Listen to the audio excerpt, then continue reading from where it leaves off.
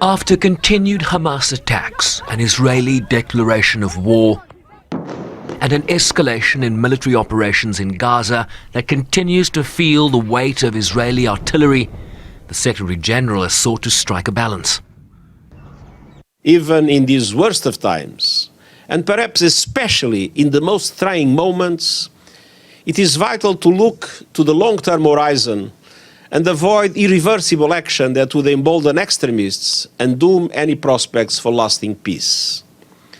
This most recent violence does not come in a vacuum. The reality is that it grows out of a long-standing conflict with a 56-year-long occupation and no political end in sight. It's time to end this vicious circle of bloodshed, hatred, and polarization. Israel must see its legitimate needs for security materialized, and Palestinians must see a clear perspective for the establishment of their own state realized. Over 800 Israelis have died, while Israel's military response in Gaza has killed over 500 Palestinians and rising. With concern for the over 100 Israeli hostages, many civilians taken by Hamas as a potential bargaining chip for Palestinians held in Israeli jails. I recognize the legitimate grievances of the Palestinian people, but nothing can justify these acts of terror and the killing, maiming, and abduction of civilians. I reiterate my call to immediately cease these attacks and release all hostages.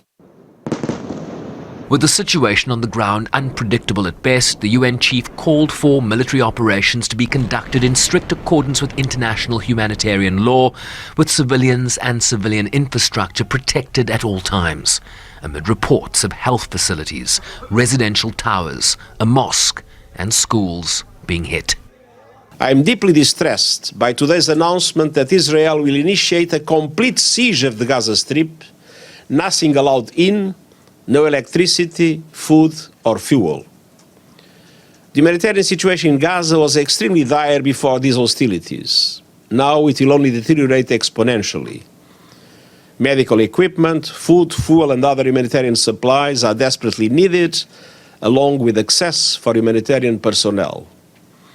Relief and entry of essential supplies into Gaza must be facilitated, and the UN will continue efforts to provide aid to respond to these needs.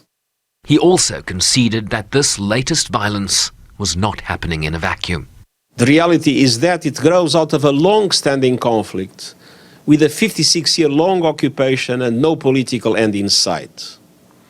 It's time to end this vicious circle of bloodshed, hatred, and polarization. Israel must see its legitimate needs for security materialized, and Palestinians must see a clear perspective for the establishment of their own state realized. Only a negotiated peace that fulfills the legitimate national aspirations of Palestinians and Israelis, together with their security alike, the long-held vision of a two-state solution in line with United Nations resolutions, international law, and previous agreements, can bring long-term stability to the people of this land and the wider Middle East region.